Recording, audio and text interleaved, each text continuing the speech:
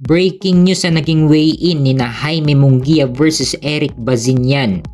So tumimbang si Munguia ng 167.7 pounds samantalang si Bazinian naman ay tumimbang ng 167.9 pounds. So parehas pasok sa 168 pounds limit sa super middleweight.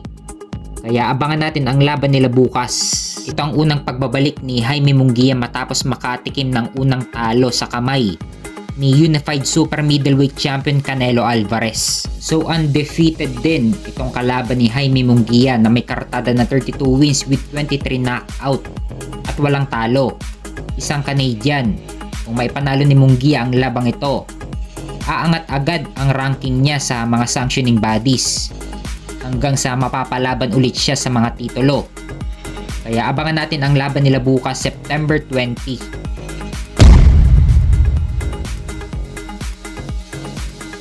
Sa kabilang banda naman, abangan natin sa linggo ang laban ni IBF Heavyweight Champion Daniel Dubois versus Anthony Joshua. Ito ang unang depensa ni Daniel Dubois sa kanyang IBF Heavyweight title matapos ibakante ni Alexander Usyk ang titulo at ma-elevate siya from interim champion to full champion status. So may kartada si Daniel Dubois na 21 wins with 20 knockout at may 2 talo. So mataas din ang kanyang knockout percentage.